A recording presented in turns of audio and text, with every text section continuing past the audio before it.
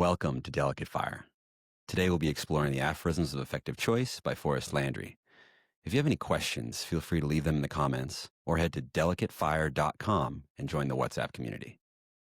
Be sure to like and subscribe and follow along. Thanks so much. I look forward to hearing from you soon. Hey, Forrest, welcome. And I'd love to just ask you here, where does this ethics come from? We've been speaking about all of these things so far that are so beautiful, but what's the root of it, or where does it arrive from? So the ethics as the study of the principles of effective choice, then effectively the question becomes, where do the principles come from? Like, on what basis would the principles of effective choice rest on? Which is basically like asking, well, what does choice itself rest on? Well, choice lives in the relationship between self and other. It's a kind of expression. It's something that I choose to do. It's an action that I personally take. So in this sense, there's a inquiry into the nature of that relationship between self and world, self and other. And the whole of this body of thinking basically is really a deep inquiry into that relationship.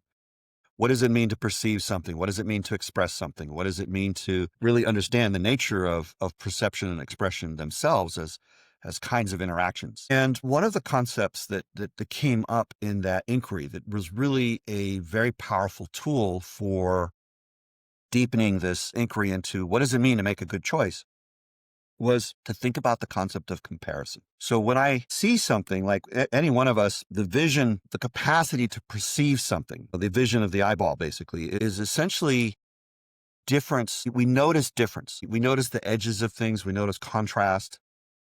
We notice change. If things are the same, if they are basically consistent, then there's nothing to see, right? So there's basically it's the edges, it's the differences that become the contrasts that we are perceiving. So in this sense, sameness and difference is the sort of first set of concepts that come with this notion of comparison, with this notion of perception. The second set is content and context. Like the sameness and difference essentially is occurring within some sort of context, i.e. it's happening at a particular time or in a particular place, in the reality that we know rather than the thing that could have happened. So if I see a picture on the wall, for example, the frame and the wall behind it is kind of the context, and then the content, of course, is whatever the painting is of.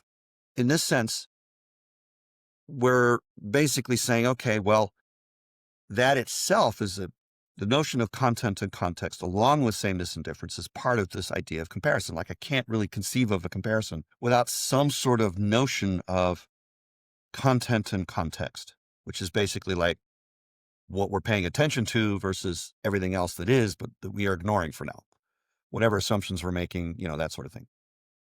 And when we look at the fact of looking, well, we've already taken for granted that there is a difference between subject and object, right? Otherwise perception there's no interaction between what, for example, right? So there's this third pair of concepts of subject and object, which are now added to sameness and difference, content and context. And those 6 concepts taken together are required for this notion of comparison. Like I can't really think about comparison without already thinking about these concepts. So if I'm trying to make a comparison between, say, a good choice and a not so great choice, the fundamental idea of comparison is already kind of invoked. Whatever the principles are that describe the principles of good choices, effective choices, has this nomenclature of comparison built into it, good or bad, basically being, a sameness notion, as in I have some reference of goodness and I say, well, this choice is the same as this thing we call goodness. And this other choice is not as much the same as this notion of goodness, whatever the value or the virtue is that we've kind of put up as our notion of what good choice is. So in other words, we're sort of painstakingly constructing the kinds of foundations that we would need in order to create the principles of effective choice. So this concept of comparison really became a very powerful tool, conceptual tool, to really provide that grounding. And one of the things that, and there's, like I said, there's a whole foundational ontology and epistemology. There's deep metaphysics around this, which has its own logic, which has a kind of rigor of its own to kind of strengthen those foundations and talk about things like something called the incommensuration theorem, which arises out of this same basis. But the idea here is that as we start to look at what do we mean by good choices? We're basically starting to say something like, for a given subject-object situation where there's an expression from the subject towards the object, i.e., we're making a choice, and we want to kind of define something about the content of that choice in the situation. So in other words, there's a notion of relative ethics, which basically says what is right to do is going to depend upon the situation that you're in and the person that you're with, or whatever's local to your environment, whatever's particular to your person and the situation. So it's relative to you, relative to the situation as to what is right to do. But that isn't really principle. It's not really a guideline. It's more of an indication that there are no such things. But so in effect, to talk about ethics in the sense that I'm referring to it is actually to talk about something called a non-relativistic ethics, which is to say that the principles of effective choice are not contingent upon the particulars of myself or of the situation. In other words, there's a context independence. Mm. So rather than saying that, the right thing to do depends upon the situation and who I am as a person, I'm going to say that the notion of the right thing to do should emerge from the very nature of choice itself as an intrinsic. Mm. Wow. So let me chew on that for a second. So the idea of relative ethics has to do with me in a context and my choices given my environment or something of that nature. And we can say what is right for me to do in this situation. But non-relativistic ethics has to do with what is the not right choice. Is it right choice? In a sense, it is. I mean, that's what we're trying to find out. What do Yeah. we mean by right choice? What Right. is the notion of a good choice boiled down to? How would we know whether a choice is good or not? And we Right. mean that in some sense, which goes beyond just my personal opinion Right. or the particulars of this situation. In other words, if it's a principle, it Yeah. wants to be useful in every context, not just this specific one, whatever this Mhm. is in this moment. So in effect, we're basically saying that to have principles of a non-relativistic ethics is to make a claim that we can know something about the nature of the good Mm. independently of particular situations. And that's a It's a pretty big claim. strong claim. I mean, it's basically, but ultimately that's what we're searching for, right? Because if we don't find something like that, then it's kind of a free-for-all. It's basically saying, well, in this situation, this was the right thing to do. And in that situation, that's the right thing. Well, how is anybody to know? Like somewhere along the way, the notion of in this situation, this is the right thing to do. Well, how do you know? On what basis do we know that? Well, we have to connect to something that is deeper, independent of situation in order to find out what would be right to do in situation. So there's a That kind makes sense. of foundationalism here. It's basically an idea that there's some notion of truth that connects, like there's this Greek idea, truth, goodness, and beauty. We want all three, right?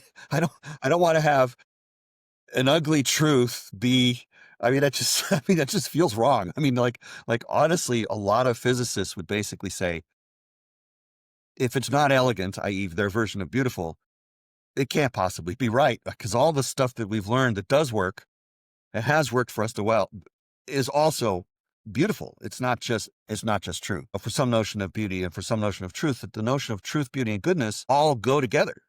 And Mm. that our notion of goodness is to some extent contingent upon, has both truth and beauty associated with. The notion of truth means that it's got goodness and beauty, and the notion of beauty has goodness and truth, right? You see, there's a sort of bijective dependency of these three concepts upon the other, upon the other two. Mhm. And that's okay. I mean, I'm fine with that. But the thing is that somewhere along the way, we want to have, what is the ground that this tripod stands on? Mhm. It has truth, beauty, and goodness intrinsically. So yeah, you're naming it rightly to say, what is the difference between a relative ethics and what might be thought of as a kind of non-relativistic ethics? Um, that language of relative and non-relative, I don't know that it's connected to, say, Einstein's general theory of relativity. I think it's actually earlier than that. I'm not remembering completely, but I believe that this is philosophical language that's been around for at least a few hundred years. Mhm. Kant was talking about stuff like this, for example. So there's a point here of, on what basis are we going to have a notion of truth, have a notion of goodness, have a notion of beauty that extends beyond just the domain that I'm currently considering, that extends into something broader. Mhm. And that's essentially what I'm sort of building up to, or I'm basically trying to sort of look at here. Well, so if we say, well, what is occurring in every situation? What is invariant in this situation? Well, we notice that choice is an invariant in this situation. The interaction is an invariant in this. The comparison, sameness, difference, content, context, subject, object is intrinsic. They are always, those 6 concepts are for sure occurring. Mm. And so if we're going to construct principles, it's going to be using that language. Mhm. And if anybody looks into the incommensuration theorem, you'll see these derivations directly. But the idea here is that any language that we want to talk about goodness is going to be based upon these 6 notions. And it turns out that there's some things that we can define that just do that. So, for example, a lot of people, when they're looking for elegance, they're looking for something that has symmetry. Mhm. Like the notion of non-relative is going to be something that effectively is true in multiple contexts. And the sameness of the goodness, the sameness of the truth Mm. across multiple times and spaces Mhm. is basically a kind of invariant that we're looking for. We're looking for something that is sameness of content, where there is a difference of context, Okay. right? And that Yep. notion has a name. It's called symmetry. Symmetry So is a sameness of content where there is a difference of context. right.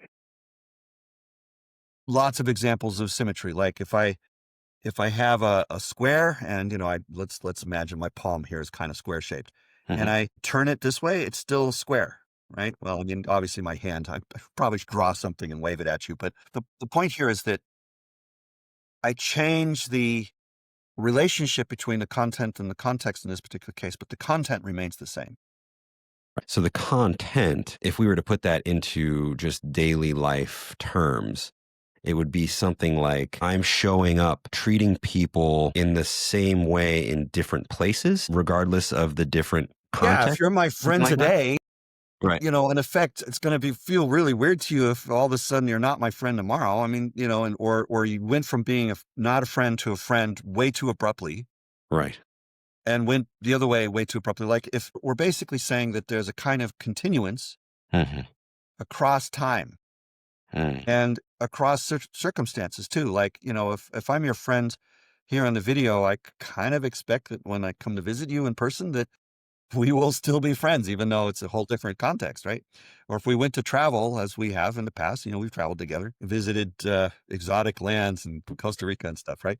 So there's a point here of we were friends throughout. Like there's a sameness despite the difference of environment. Yeah. And that sense of continuity is something that we trust. And it's also something that I personally value. It's beautiful to me. I mean, I treat friendship as a kind of goodness in Mhm. some real sense. So, we have this triangle kind of occurring together of truth, beauty, and goodness.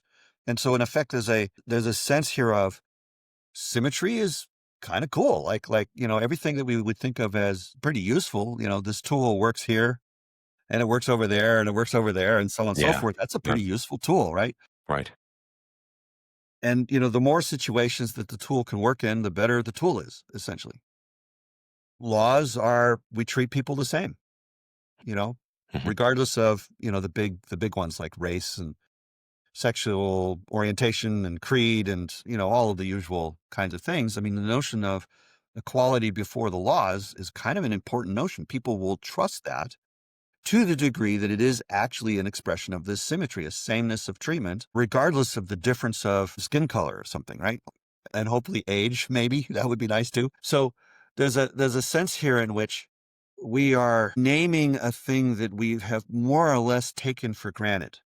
Mhm. Yeah. Some people, philosophers, legal institutions, for example, really pay close attention to these kinds of issues. But the idea here is that if we're talking about ethics, we would want to give them some real way to have those conversations, some clarifying basis upon which those things can rest, right? And this notion of Mhm. symmetry is a very, very powerful concept for those sorts of things. Another way that it shows up is do unto others as you'd have them do unto you, Mhm. right? Yeah. So sameness of content, difference of context. Context in this case being what I do to them. That's one context. The other context is what they do to me. That's another context. Right? Right. Slightly different situation, really.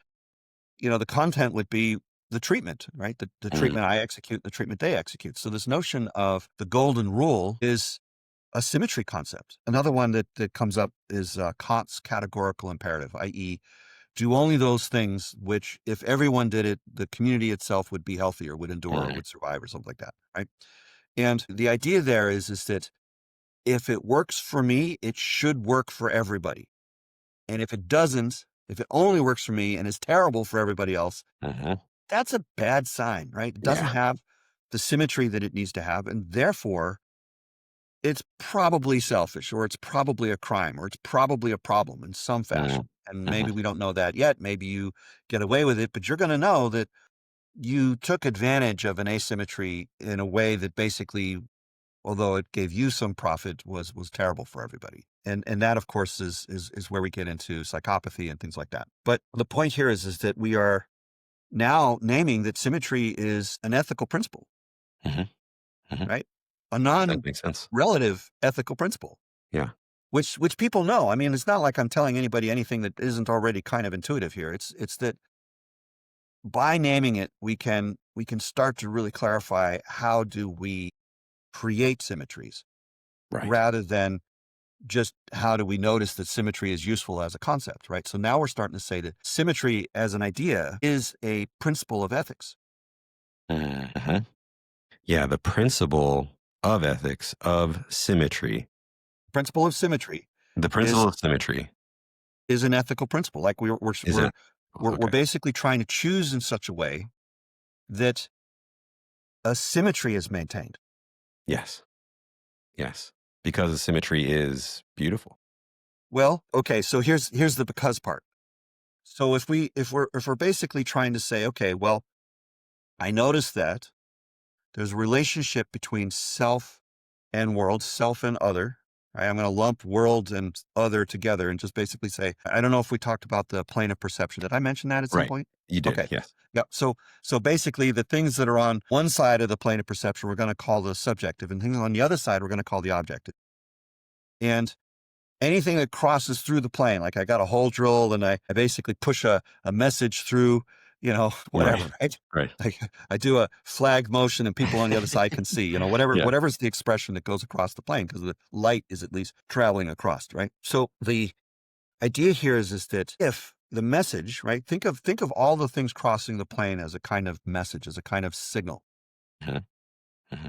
So if the signal gets garbled, say I send a message and something goes wrong with the, like right now we're communicating over technology. The internet could basically lose the packets, or it could, some nefarious person could maybe change the packets, and then you'd see a garbled message at the other end, or things like that. So there's a notion here that the integrity of the communication channel is going to be defining of the integrity of the thing. Like if I'm like doing remote control on a robot and the signals I'm sending don't actually arrive at the thing, then stuff's probably going to go wrong. Like imagine you're flying a drone, but all of a sudden your controls stop working.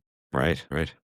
Good chance that thing's going to crash. I mean, Yep. maybe it's got its own guidance system and such, but the point here is that if we're looking at the interface itself as needing to have a certain integrity in the sense of preserving the content of the message, in other words, if the symmetry of the message that I put into the channel and the message that comes out of the channel, i.e. the same message, Right.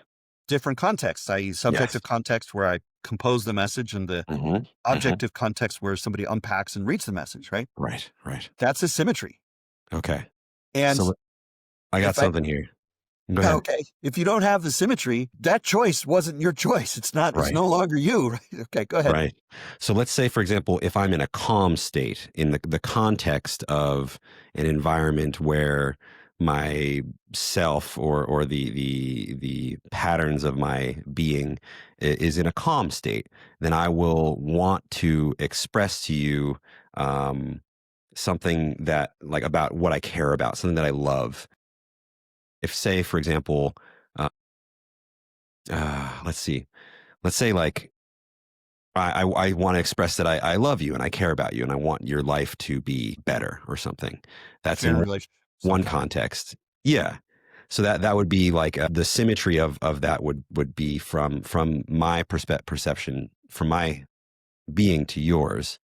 But let's say, for example, the context changed and something happened and I got really angry, or there was like something clouding myself, so that even though I care about you, I do something that is perceived as harmful or painful or something. Then that is like a difference in. Well, it's going to be felt that way by the other person for sure, Right. right? I mean, so in Right. effect, there's a sense in which you want the message of "I care" to be a component of the whatever you're sending all the Right. time. Right. Right. And if that's missing, like if the person that you're speaking to gets into doubt as to whether you care, Hmm. then yeah, there's going to be some friction in the relationship. There's going to be problems.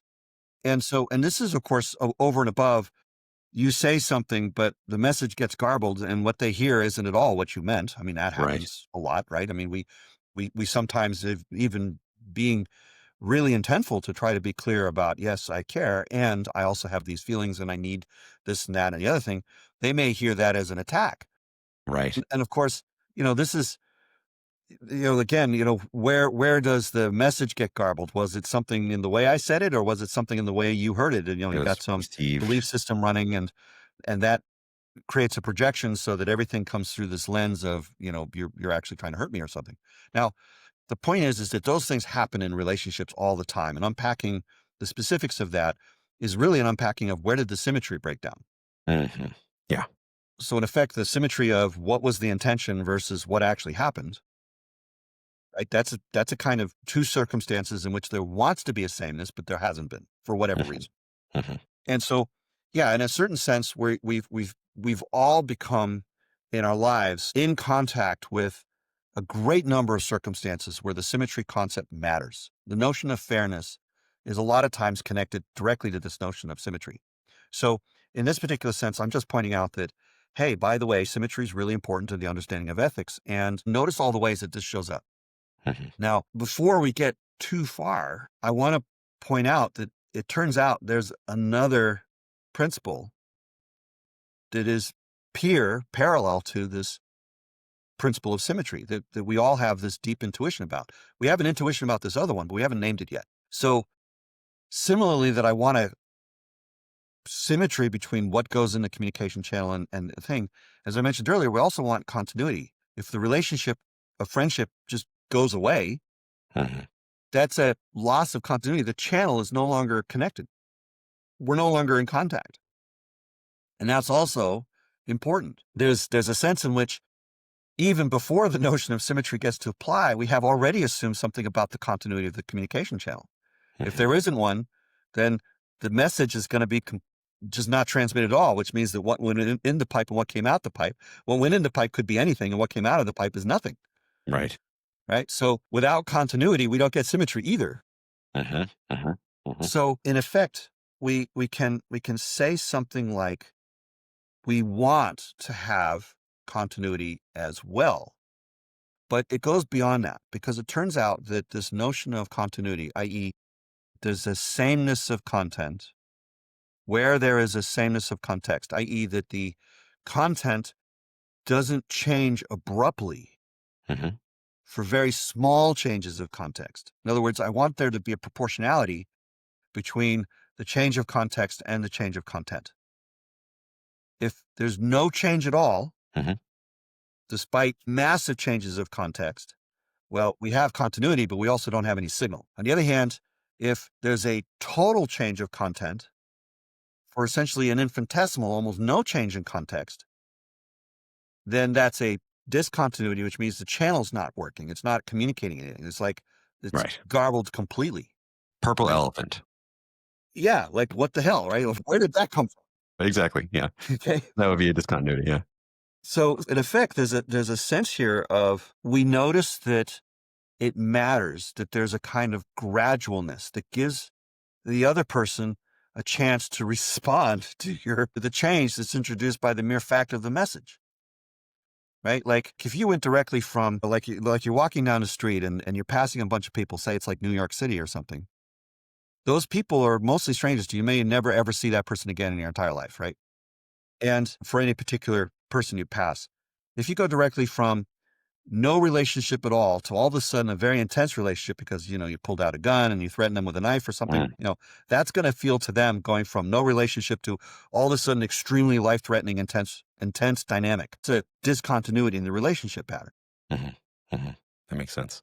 That would be considered a crime for very realistic Mm. reasons, right? And so in effect, there's a sense here in which we are we're just, on one hand, this sounds really pedantic, but what we're really trying to do is to name that symmetry and continuity both show up in ethics everywhere. Hmm. And that the principle of symmetry and the principle of continuity is the language within which we would express the deepest, most concise, most complete notions of ethics, the non-relativistic ethics, point blank, period. Hmm. I mean, Hmm. it's literally that simple. And so in effect, there's a sense here in which we therefore are going to speak about ethical stuff using the language of symmetry and continuity primarily. Makes sense. That's it. And so these principles, the principle of ethical symmetry is called something else as well? Well, I tend to just call it the principle of the symmetry ethics. Like I tend to use the language, Right. hey, under the symmetry ethics, we would think about this. And under the continuity ethics, we notice these things. And but the principle of the symmetry ethics or the principle of the continuity ethics or the principle of symmetry or the principle of continuity, those kinds of ways of speaking about this happen. So you said the continuity was equal valuations. Is that in there as well? Well, I would say that feels to me more of a symmetry thing. That's symmetry. Okay. Things that show up more under continuity, which in a lot of places are things we have an intuition about, but wouldn't necessarily have called out in a legal code very easily because if shit's breaking, then you usually don't have code of law. So in other words, prohibitions against war, prohibitions against rape, prohibitions against all sorts of things that basically involve weapons, Right. use of weapons, because those are creating discontinuity. Anything that results in the loss of life, anything that results in an involuntary creation of life, those are all going to be continuity issues. And there's a lot of them. I mean, in effect, there's a sense here in which there is many ways to basically go wrong with continuity issues as there are to go wrong with symmetry issues. It turns out that more often it's the case that we talk about things in symmetry issues in the classical literature around ethics, for example. But I think that's actually, we take for granted that the continuity of perception, it's almost so built in that we see the symmetry violations as content, Mm. whereas we have to perceive through the continuity in order to see it all. Okay. So it becomes a kind of context. It becomes less often the object of what we're talking about. But a lot of modern philosophy, particularly over the last 50, 75 years, modern philosophy as a notion, one way or another ends up being about continuity ethics. And they use the language of symmetry to try to get to these sorts of things. And because they haven't really spent a lot of time basically thinking about it analytically as I have, but as a result, the language ends up feeling kind of muddled, at least to me on their part. I would tend to use these more precise terms, but that's just, the way I work, I guess. Makes sense. Beautiful, Forrest. Thank you very much. And I'll see you next week. All right. Hope that helps. Thanks. This was Delicate Fire. Thank you so much for joining us, where we explore the aphorisms of effective choice. If you have any questions, please leave them in the comments or head to delicatefire.com and join the WhatsApp community. Please like and subscribe if you want to follow along. And I look forward to seeing you next week.